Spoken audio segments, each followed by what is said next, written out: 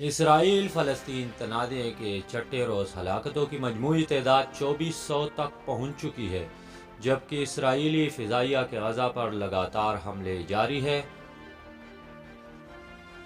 Hamas کے حملوں کے بعد غزہ پر اسرائیلی بمباری کا سلسلہ جاری ہے اور گزشتہ رات ہونے والے حملوں میں مزید 51 افراد ہلاک ہوئے ہیں۔ اقوام متحدہ کی سیکرٹری جنرل نے کہا ہے کہ غزہ میں اسرائیلی بمباری اور ناکہ بندی کے دوران شہریوں تک خوراک، ایندھن اور پانی جیسے اشیاء ضروریہ پہنچانے کی اجازت دی جائے۔ حماس کے حملوں میں اسرائیل میں ہلاکتوں کی تعداد 1200 تک پہنچ گئی ہے، جبکہ غزہ پر اسرائیلی فضائی حملوں میں 1200 سے زائد افراد ہلاک ہو چکے ہیں۔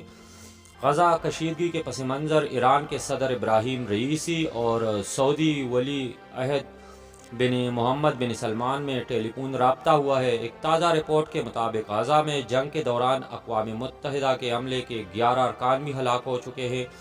اسرائیلی فوج کے ترجمان میں لڑائی میں مزید شدت آنے کی اطلاع ہے اور بتایا ہے کہ غزہ کے سرحد کے قریب پیادہ فوج، بختر بند، توپخانہ اور 3 لاکھ فوجی بھیج دیے گئے ہیں۔ فلسطینی وزارت صحت کا کہنا ہے کہ سنیچر کے روز حماس کے عسکریت پسندوں کی تباہ حملے کے جواب میں اسرائیل کی جانب سے علاقے میں فضائی حملے شروع کیے جانے کے بعد سے اب تک 1200 افراد ہلاک ہو چکے ہیں۔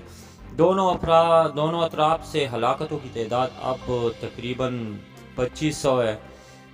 اس سے قبل اسرائیلی دفاعی افواج نے کہا تھا کہ حملے کے اختتام پر حماس کے مسلح افراد نے 1200 اسرائیلیوں کا قتل عام کیا ہے اور ہلاکتوں کی تعداد میں اضافے کا خدشہ ہے۔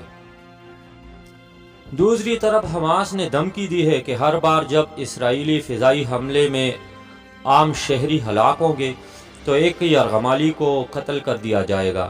تاہم اب تک ایسا ہونے کے کوئی شواہد نہیں ملے ہیں، لیکن اسرائیل کی جانب سے بھی کسی قسم کا تحمل دکھانے کے آثار نظر نہیں آ رہے۔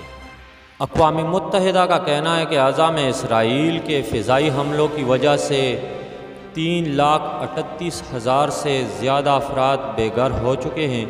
غزہ میں انتہائی ضروری امداد اور ادویات کی فراہمی کے لیے محفوظ راستے کی اجازت دینے کے مطالبات میں اضافہ ہو رہا ہے۔